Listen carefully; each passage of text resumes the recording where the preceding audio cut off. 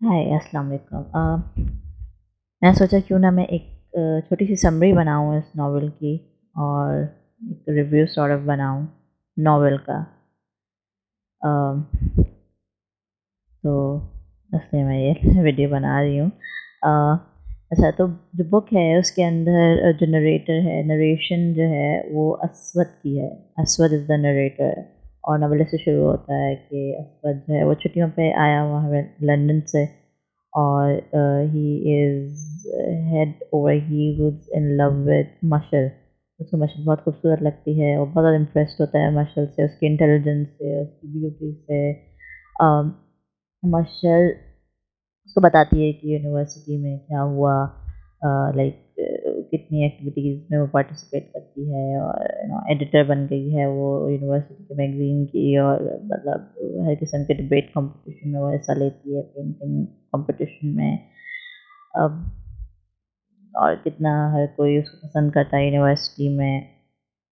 और मेहरीन का भी बताती है कि मेहरीन उसको अवॉइड करने के लिए किसी भी एक्टिविटी में पार्टिसिपेट नहीं करती, तो वो पीछे रहती है उससे और मतलब वैसे भी ओवरऑल वो पीछे ही रह गई है यूनिवर्सिटी में, तो उस तरह से उसको बताती रहती है अपनी सक्सेस स्टोरीज़ यूनिवर्सिटी की। नॉवल में ये है कि मेहरीन असवद से बहुत बदतमीज़ी से बात करती है, बहुत ही रूखे लहजे में बात करती है, बहुत ही सर्द महरी के साथ उसके साथ पेश आती है। और घर में भी उससे कोई खुश नहीं होता और किसी से बदतमीज़ी ही करती रहती है। अच्छा, uh, Aswad recalls his childhood experiences with Mehreen जब वो उसके साथ दोस्ती करता था और मतलब उसके साथ होता था, उसके साथ खेलता था और उन लोगों की कितनी अच्छी दोस्ती हुआ करती थी बचपन में। लेकिन जब वो बाहर गया पढ़ने के लिए तो दे ड्रिफ्टेड अपार्ट और मेहरीन की जगह मशल ने ले ली थी और मशल उससे ज़्यादा क्लोज़ हो गई थी, उसकी ज़्यादा अच्छी दोस्ती मशल से हो गई थी और मेहरीन गायब-सी हो गई थी उसकी लाइफ़ से। उसके बाद उसके मेहरीन के चाइल्डहुड के बारे में भी असद बताता है कि उसको इतना ज़्यादा कॉम्प्लेक्स इसलिए हैं क्योंकि वो हर तरह से मशल से इन्फीरियर है, लुक्स में मशल से इन्फीरियर है, यूनिवर्सिटी में हर कोई उसे पसंद करता है, घर में वो हर किसी की चहेती है। और दूसरा ये कि मेहरीन के जो फ़ादर होते हैं उनकी डेथ बचपन में ड्रग एडिक्शन की वजह से होती है।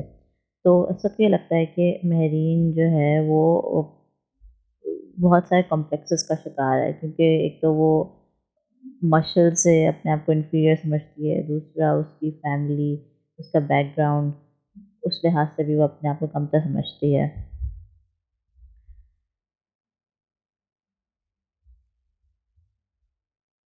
अ, अच्छा, मशहर जो है वो हर वक़्त मेहरीन का किसी न किसी बहाने से तज़किरा अपनी और असवद की गुफ्तगू में ज़रूर ले आती थी कि ये मेहरीन ने ये किया, मेहरीन ने वो किया।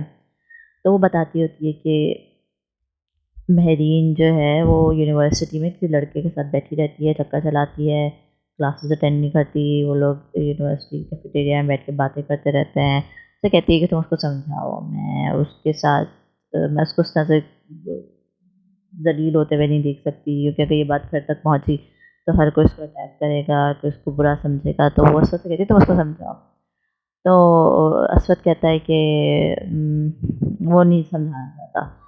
तो रोशन कहती है नहीं तुम समझाओ उसको, बहुत ही इस तरह के अंदाज़ में असद से कहती है कि मतलब जैसे बहुत मुखलिस है मेहरीन के लिए, वो उसका अच्छा चाहती है।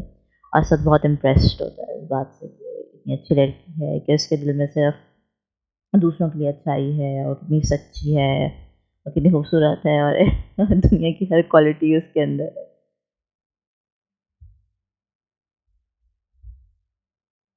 अ, अस्वद फिर मेहरीन से बात भी करने की कोशिश करता है और मेहरीन से बहुत ही बदतमीज़ी से जवाब देती है कि मुझे पता है अपना सही गलत अच्छा बुरा मुझे इल्म है इस बात का।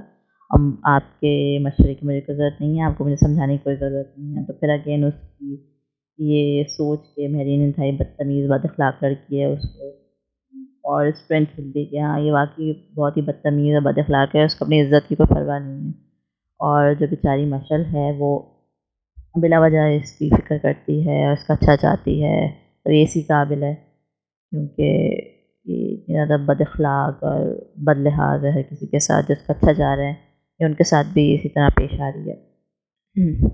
अच्छा फिर वो वापस जाता है लंदन, लेकिन फिर उसके बाद उसका ट्रांसफ़र कराची हो जाता है। जब वो वापस आता है तो असद की अम्मी हैं, वो कहती हैं कि वो चाहती हैं कि महरीन का रिश्ता रिश्ता असद के साथ हो जाए। तो असद को बहुत गुस्सा आता है, वो कहता है मैं क्यों करूँ महरीन से शादी, क्यों वैसे ही असद उसको बहुत नापसंद करता है। कहता है कि वो उसके अंदर कोई भी क्वालिटी नहीं है किसी भी किस्म की, ना वो खूबसूरत है, ना उसके अंदर बात करने की तमीज़ है, ना उसके अंदर मतलब उसके अंदर कुछ भी क्वालिटी नहीं है। और बिल्कुल भी असद कहता है कि मैं उसको नहीं पसंद करता और वो उससे शादी नहीं करना चाहता, और वो मशहूर से शादी करना चाहता है।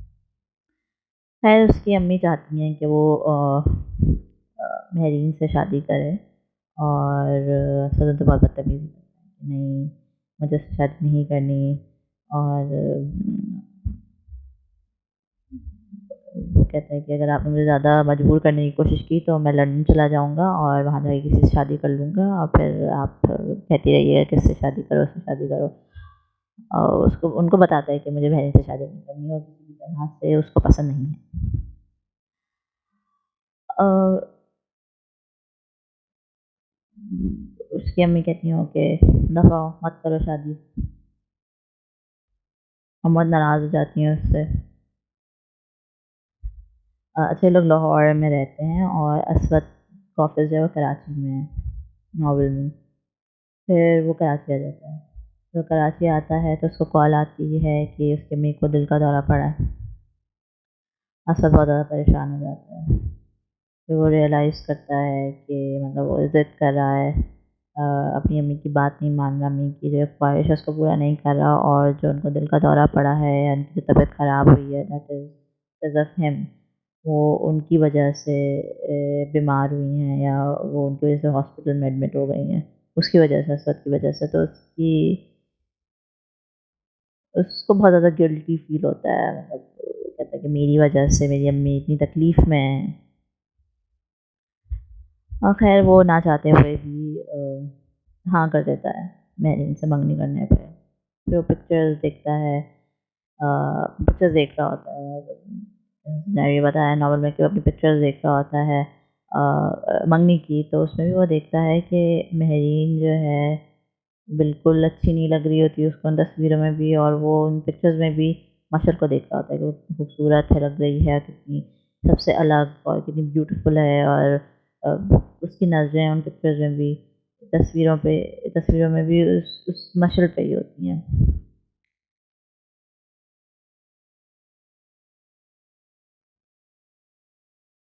और लेकिन मशल जो है तस्वीर में काफ़ी खुश नज़र आ रही होती है, मुस्कुरा रही होती है। इसके बाद ये होता है कि एक दिन वो ऑफ़िस में होता है तो उसकी अम्मी उसे कॉल करती हैं, और वो नॉन स्टॉप रोए जा रही होती हैं। उसको कुछ बताती नहीं कि जल्दी आओ, वापस आओ। तो वो घर जाता है तो कहती हैं कि हमें वापस लाहौर जाना है। वो बताती नहीं है कि क्या हुआ, लेकिन फिर जब वो लोग लाहौर पहुँचते हैं और जब वो मशल के घर जाते हैं तो उसकी अम्मी बहुत ज़्यादा रो रही होती हैं, बहुत परेशान होती हैं। जब वो लोग घर में एंटर होते हैं तो असवद देखता है कि मशल इज़ डेड। उसकी डेड बॉडी जो है वो पड़ी हुई होती है। एंड असद को बहुत गुस्सा आता है, और उसको बहुत रोना आता है कि ये क्या हो गया। उसको कुछ पता नहीं होता कि क्या हुआ है, वो बहुत उदास होता है, उसको रीज़न नहीं पता होता। फिर बाद में शाम में अ, उसके जो अब्बू हैं मशल के, वो असद से बात कर रहे होते हैं कि पता नहीं इसको क्या मसला था, अ, इसको कुछ चाहिए था या कोई बात थी तो हमसे कहती है, इसको अपनी जान लेने की क्या ज़रूरत थी। तो तब असवद को पता चलता है कि मशल ने सुसाइड की है। अ, फिर घर में जो उनकी मुलाज़िमा होती है, वो उनको बताती है कि जिस रात को मशल ने खुदकुशी की है, उस रात को मशल जो है वो महरीन के कमरे में गई थी, और वहाँ पे उनकी बहुत लड़ाई हुई थी, और महरीन ज़ोरों से हँस रही थी और मशल को कुछ कह रही थी, और वो दोनों बहुत ज़ोरों से लड़ रही थी, और बहुत गुस्से में थी मशल। फिर जो मशल के अब्बू होते हैं वो महरीन को बुलाते हैं, बोलते हैं क्या बात हुई थी? तो मशल के महरीन कहती है कोई बात नहीं हुई थी, मतलब वो कुछ उनको स्पेसिफिकली बताती नहीं कि क्या हुआ था। और जो मुलाज़िमा होती है उसने ये भी बताया होता है कि मरने से पहले कुछ ख़त जो है इसने गार्ड से कहा था लेटर बॉक्स में डाल दो। है वो ख़त जो होते हैं वो डिस्पैच हो चुके होते हैं और वो उन लोगों को नहीं मिलते। इस सब के बाद वापस आ जाता, अच्छा वो उधर वापस चला जाता है कराची, लेकिन जाने से पहले वो अपनी अंगूठी, जो मंगनी की अंगूठी होती है, वो महरीन से ले लेता है और उसके दिल में बहुत ज़्यादा शदीद नफ़रत पैदा हो जाती है। पहले ही वो उसको पसंद नहीं करता था और उसके दिल में नफ़रत पैदा हो जाती है महरीन के लिए कि उसने पता नहीं इसको क्या कहा मशल को कि उसने खुदकुशी ही कर ली। तो उसकी अपनी अंगूठी लेकर वापस आ जाता है और जब वापस आता है तो उसको अपनी टेबल पे ख़त मिलता है। किसका? मशल का। वही ख़त जो मशल ने डिस्पैच कराए होते हैं। खैर वो ख़त खोलता है, उस ख़त में ये लिखा होता है कि अ, उस रात मेरी बात जिनसे हुई थी वो ये है कि तुम दोनों एक दूसरे को बहुत पसंद करते थे शुरू से। मुझे महरीन ने बताया है कि तुम दोनों एक दूसरे से बहुत मोहब्बत करते थे और तुम महरीन से ही शादी करना चाहते थे। तुमने मुझसे शादी करने का ढोंग इसलिए रचाया ताकि तुम महरीन को खुश कर सको। तो तुम दोनों मेरा तमाशा बनाओ, तुम दोनों मेरी खिल्ली उड़ाओ, मुझ पे हँसो बैठ के, इसलिए तुमने मुझे अब इमोशनली अपने साथ इन्वॉल्व किया और मुझसे चक्कर चलाया सिर्फ़ इसलिए कि तुम लोग मेरा मज़ाक बना सको और मुझे इस बात का बहुत दुःख है और इसलिए मैं जान लेना चाहती हूँ और मैं किसी को फ़ेस नहीं कर सकती, फैमिली में किसी को मैं फ़ेस नहीं कर सकती कि मेरी इतनी ज़िल्लत हुई है, मैं बहुत ज़्यादा ह्यूमिलिएटेड फ़ील कर रही हूँ। और फिर ख़त के आखिर में वो लिखती है कि काश तुम महरीन को वो सारी खुशियाँ ना लेने दो, जो वो मुझे नहीं लेने देना चाहती थी और मैं चाहती हूँ कि तुम महरीन से मेरा बदला लो। उसके बाद असद साहब को बहुत गुस्सा आता है और वो ये डिसाइड करते हैं कि वो महरीन से शादी करेंगे और अपनी मम्मी को बोलते हैं मुझे शादी करनी है। तो मम्मी कन्फ्यूज़ हो जाती हैं कि भई अभी तो ये अंगूठी लेकर आ गए, वापस आया है, अब ये दोबारा इसको शादी करनी है इससे। कहती है नहीं आप मनाएँ महरीन को। खैर पहले तो महरीन नहीं मान रही होती, फिर वो मान जाती है शादी करने के लिए। उनकी शादी हो जाती है। अम, शादी होती है, वो शादी करके घर लाता है, तो शादी की रात को उसके साथ बहुत बदतमीज़ी करता है, उसके मुँह पे थूकता वगैरह है। उसको कहता है कि तुम्हारा छत पे जाना बंद। I am sorry but it's a bit too dramatic. तुम्हारा छत पे जाना बंद, तुम्हारा लॉन में जाना बंद और तुम्हें दाल और सब्ज़ी मिलेगी, खाने को कुछ नहीं मिलेगा और थोड़े बहुत कपड़े हैं वही पहनने होंगे, फ़ोन नहीं रिसीव करोगी, ईट नहीं जाओगी। तो ये सारी पाबंदियाँ जो है वो टॉर्चर करने के लिए महरीन पे लगा देता है।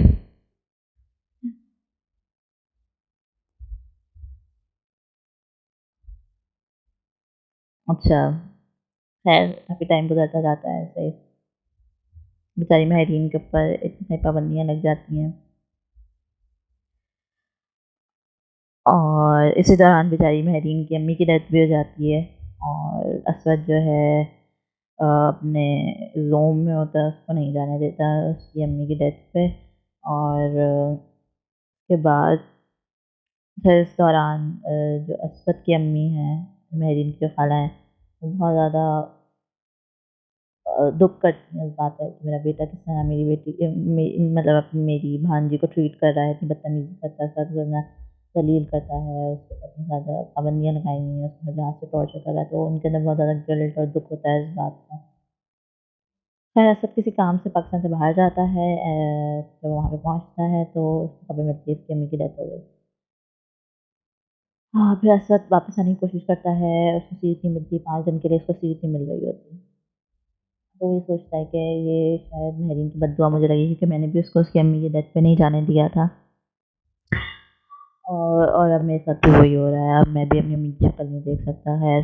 5 दिन बाद जब वो वापस आता है, अम्मी के रूम में जाता है, उनकी कबर्ड खोलता है तो उसके अंदर वो देखता है बहुत सारी प्रॉपर्टी वगैरह उन्होंने महरीन के नाम पे की हुई होती है और कुछ चीज़ें उसके नाम पे भी की हुई होती हैं और उसके बाद उनको एक लेटर मिलता है कि उन्होंने लिखा होता है उसके अंदर कि तुम मेहरीन को माफ़ कर दो, तुम्हें नहीं पता कौन सच्चा है कौन झूठा है, तुम खुदा नहीं बनो, तुम इस चीज़ का फैसला नहीं करो। तो कहता है कि मेहरीन को माफ़ कर दो। ये मेरी आखिरी ख्वाहिश है। तो अपनी अम्मी की आखिरी ख्वाहिश के मद्देनज़र वो मेहरीन को बुलाता है और बोलता है मैंने तुम्हें माफ़ किया। तो मेहरीन कहती नहीं, मुझे अब माफ़ी की कोई ज़रूरत नहीं है। फिर उसके बाद तो वो कहते हैं मैंने तुम्हें माफ़ कर दिया। वो बोलता तो ये है लेकिन ज़ाहिर है उसके दिल में अभी भी इतनी ज़्यादा नफ़रत और खुन्नस है अगेंस्ट मेहरीन कि उसको लगता है कि मशअल की डेथ मेहरीन की वजह से हुई है। फिर एक दिन वो अपने काम कर रहा होता है ऑफ़िस का, तो उसको चाय चाहिए होती है, अपनी कॉफ़ी चाहिए होती है। तो वो उस वक़्त उसके मुलाज़िम भी नहीं होते, तो वो सोचता है कि मेहरीन को बोल दे। तो मेहरीन को बोलता है तो मेहरीन बिल्कुल मतलब इस तरह की हरकतें कर रही होती है जैसे उसको पता ही नहीं वो क्या कर रही है। पानी लेने के बजाय वो फ्रिज का पानी निकाल देती है, कॉफ़ी मेकर का प्लग नहीं ऑन करती और खड़ी रहती है वहाँ पे और अजीबो-गरीब हरकतें कर रही होती है। तो असद कहता है इसको क्या हो गया है? वो फिर वो असद कहता है मुझे नहीं चाहिए कॉफ़ी ना। कहता तुम जाओ। वो जाती है और फिर डाइनिंग टेबल के पीछे जाके बैठ जाती है और अपने आप से बातें करने लगती है और इस तरह करती है कि उसके बराबर में कोई बैठा हुआ है, उससे बातें कर रही है, ज़मीन पे कुछ उँगली से ड्राइंग बनाती है और हँसती है और इस तरह की हरकतें कर रही होती है। फिर कहता है इसको पता नहीं क्या हो गया। उसको वो हिलाता है, बोलता है भई जाओ कमरे में अपने। बहरहाल फिर एक दिन असवद उसको अपने किसी ऑफ़िस के डिनर पे लेकर जाता है, तो वहाँ उसको लेकर जाता है तो वहाँ पे उनको एक मिनिस्टर साहब मिलते हैं और उस तरह मिलते हैं कि असवद और ये जो टेबल पे बैठे होते हैं वहाँ पे कोई बंदा आता है और कहता है कि आपको उस टेबल पे बुला रहे हैं, मिनिस्टर चाहते हैं कि आप उस टेबल पे जाके बैठें। तो असद कहता है वाह भई ज़बरदस्त, मुझे वहाँ पे बैठने का मौका मिल रहा है मिनिस्टर वगैरह के साथ। खैर वो उस टेबल पे जाके बैठता है तो वहाँ पे मिनिस्टर मेहरीन को पहचान चुके होते हैं। वो कहते हैं आप बहुत ज़बरदस्त हैं और आप इतनी अच्छी हैं और आप मुझे आपसे पहली मुलाकात याद है और आजकल आप क्या कर रही हैं? तो वो कहती है कि भाई मैं तो एक हाउसवाइफ़ हूँ। तो ज़्यादा इंटरेस्ट नहीं होता है मिनिस्टर बातें वाला, लेकिन मिनिस्टर जो है बहुत इम्प्रेस्ड होता है। और वहाँ पे उसका हेड ऑफ़ डिपार्टमेंट भी बैठा होता है। कहता है कि हाउसवाइफ़ क्यों हैं? अपने आप को वेस्ट क्यों कर रही हैं आप? कोई जॉब वगैरह कर लें। तो उसका जो ज जिसके साथ बैठा होता है वो कहता है हाँ, हाँ, बिल्कुल हम इनको अपने पीआर डिपार्टमेंट में एचआर डिपार्टमेंट में कहीं इनको जॉब दे देंगे और मालिक की बहन कहती है मुझे कोई दिलचस्पी नहीं है जॉब वॉब करने में ना। असद बड़ा हैरान होता है कि इतनी तारीफ़ें कर रहा है मिनिस्टर इसकी। फिर इसके बाद असद किसी किसी वजह से मेहरीन की किसी एक्स क्लासमेट से मिलना पड़ता है और लाइक अपने कोई इन्वेस्टमेंट वगैरह की वजह से। तो एक दिन वो उनको घर पे डिनर पे बुलाता है तो वो बंदा मेहरीन को पहचान जाता है। मेहरीन को कहता है अरे हाँ आप तो आपने मुझे पहचाना? तो मेहरीन कहती है नहीं। वो कहता है फिर वो असद को बताता है कि मेहरीन कितनी ज़बरदस्त थी यूनिवर्सिटी में और किस तरह हर चीज़ में वो हिस्सा लिया करती थी। किस तरह हर कॉम्पिटिशन में जीता करती थी। हर हर किस्म के डिबेट कॉम्पिटिशन में, पेंटिंग कॉम्पिटिशन में हिस्सा लिया करती थी और किस तरह ये एडिटर इन चीफ थी यूनिवर्सिटी के मैगज़ीन की। तो असद कहता है वो मशल नहीं थी, वो मशल थी ना, मशल थी एडिटर इन चीफ। वो कहता नहीं मशल नहीं थी, एडिटर इन चीफ मेहरीन थी। मेरे पास तो कुछ कॉपी भी पड़ी हुई हैं उन मैगज़ीन्स की, उसमें मेहरीन ही लिखा हुआ है नाम। कि हाँ मशल भी थी, उसकी कज़िन ना उसकी डेथ हो गई थी, हम लोग गए थे उसकी ताज़ियत करने। तो असद इस सुन के बड़ा शॉक हो जाता है कि अरे! ये सारी चीज़ें जो मुझे बता रही थी मशल, वो असल में सारी अचीवमेंट्स थी मेहरीन की।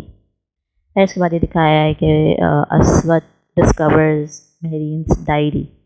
उसके अंदर डेट्स हैं और उसके अंदर इस तरह से लिखा है कि मेहरीन बहुत ज़्यादा पसंद करती थी असवद को और बचपन में किस तरह से असद उसका ख़्याल करता था और किस तरह से वो बहुत ही ज़्यादा शदीद एहसास कमतरी में मुब्तला थी, लेकिन असवद ने उसको किस तरह से एतमाद दिया, किस तरह से उसको कॉन्फिडेंस दिया, किस तरह से उसको हर चीज़ में शामिल करता था खेलों में। और जब वो लोग सब बच्चे आपस में खेलते थे तो किस तरह मेहरीन को बुलाता था और वो कितना ज़्यादा उसके अंदर एतमाद पैदा किया था असवद की दोस्ती ने। और फिर इसी तरह then she talks about in her diary के जिस रात को मशल मेहरीन के कमरे में आई थी तो क्या बात थी। अच्छा, इसके अलावा उसने अपने डायरी में भी लिखा होता है कि यूनिवर्सिटी में ये हुआ, वो हुआ, हम लोग ने ये किया, हमारी हमारी दोस्त किस तरह उसकी दोस्तें उसका इतना ख़्याल रखती थी और उसकी दोस्तें उससे कितनी मोहब्बत करती थी, हर तरह से उसको खुश रखना चाहती थी, या कितनी ज़्यादा पॉपुलर थी वो अपनी यूनिवर्सिटी में। और उसने लिखा था कि जो उसकी दोस्तें थीं और जितनी उसको पॉपुलैरिटी यूनिवर्सिटी में मिली थी, वो सारी ज़िल्लत और जो उसको छोटा महसूस कराया जाता था घर में, उस तरह उस पॉपुलैरिटी ने, उस एक्सेप्टेंस ने, उस वैलिडेशन ने जिसको यूनिवर्सिटी में मिल रही थी, किस तरह से उसने उस छोटेपन की फीलिंग को कैंसल आउट कर दिया था। और कितना किस तरह से वो वो अपने आप को बहुत कमतर नहीं समझती थी। तो अगर मशल खूबसूरत थी तो वो बहुत ज़हीन थी, और वो किस तरह से सक्सेसफुल थी अपनी यूनिवर्सिटी में, सब चीज़ें लिखी होती हैं। उसकी दोस्तें चाहती हैं कि वो उसके भाइयों से शादी कर ले। This is also very funny, I am sorry. वो चाहती थी उसकी दोस्तें कि लाइक बहुत सारी दोस्तें उसकी, सारा, लैला, तो हर कोई जो है अपने भाई का रिश्ता लेकर आ रही होती है उसके बाद। Everybody was in love with Mehreen. है, अच्छा, जो इम्पोर्टेंट चीज़ है डायरी में वो ये है कि जो रात मशल मेहरीन कमरे में आई थी तो उनकी क्या बात हुई थी। उनकी ये बात हुई थी कि मशल ने आके उसके साथ बहुत बदतमीज़ी की थी। उसको बोला था कि तुम तो असद तो मुझसे प्यार करता है और तुम तो फ़ज़ूल सी औरत हो, और तुम्हारे साथ तो ज़बरदस्ती शादी की जा रही है उसकी। वो अच्छा, वो कहती है, this is the best part. कहती है कि मुझे तो कोई दिलचस्पी नहीं थी असवद में, मुझे तो असफंद में दिलचस्पी। असफंद का नाम ड्रामे में सफ़ान है। कहती है कि मुझे असवद में कोई दिलचस्पी नहीं थी, तुम कर लो शादी, लेकिन मेरी शादी तुम असफंद से करा दो। और उसने जो है असफंद को भी मशल ने बहुत भरा होता है मेहरीन के खिलाफ। और मतलब Mashal was never in love with Aswad, she was in love with Asfand slash Safan. तो कहती है कि तुम मेरी शादी सफ़ान से करा दो, उसको बोलो मुझे शादी कर ले। तो बहरीन को कोई इस तरह का तो दिखाया हुआ नहीं है अबला नारी के, वो मतलब सब कुछ बर्दाश्त करती जाए और बहुत ही अच्छी है, इस तरह का कैरेक्टर नहीं है, ना ड्रामे में है ना नॉवल में। तो महरीन को बहुत गुस्सा आता है। महरीन कहती है मैं असफंद की तुमसे शादी नहीं करवाऊँगी, और मैं पागल नहीं हूँ, और मैं जाके उसको ये नहीं बोलूँगी कि तुम मशल से शादी कर लो। और वैसे ही वो लोग इतना लड़ रहे होते हैं, तो फिर महरीन तब ये डिसाइड करती है कि वो असफद के साथ ही शादी करेगी, और वो खुश रह के दिखाएगी मशल को, और वो अपने आप को नीचा नहीं समझेगी और अपने आप को कमतर नहीं समझेगी मशल के सामने। खैर, अब असल में Mashal was never in love with Asfad and she was in love with Asfan, और उसने बदजन किया था असफंद को महरीन के अगेंस्ट। खैर, ये सारी बातें वो पढ़ता है नॉवल, सॉरी, डायरी में लिखी होती हैं सारी बातें। असफद ये सारी बातें पढ़ता है। खैर, वो फिर अपने घर जाता है लाहौर वाले, और वहाँ पे जाके कहता है ये मुझे महरीन के कमरे में जाना है। जब वो लोग वहाँ पे उसको देखते हैं तो उसको बोलते हैं कि महरीन तो अपनी कमरे की चाबी तो लेकर गई हुई है। तो नॉवल के अंदर ये दिखाया है कि वो कहता है कि मैं चाबी लॉक मेकर को लेकर आता हूँ और मैं चाबी बनवाता हूँ। जब वो लॉक मेकर को लेकर आता है तो आई थिंक मशल के भाई की बीवी होती है जिसकी शादी में उसने शिरकत नहीं की होती। वो कहती हैं कि लॉक मेकर की ज़रूरत नहीं है, ये मेरे पास चाबियाँ हैं इस कमरे की। बताती हैं कि मशल के कमरे में से उसको चाबियाँ मिली थी। वो सफाई कर रही थी तो उन्होंने देखा कि चाबियाँ, फिर उन्होंने हर जगह फिट करने की कोशिश की। मशल के किसी कबर्ड रूम कहीं भी वो चाबियाँ फिट नहीं हुई। तो वो चाबियाँ महरीन के कमरे में फिट हुई, महरीन के कमरे के लॉक में। तो असवद को रियलाइजेशन होती है कि महरीन के कमरे में मशल हर वक्त आती जाती रहती थी, और मशल महरीन की डायरी पढ़ती थी, और महरीन को इस बात का कोई इल्म नहीं था।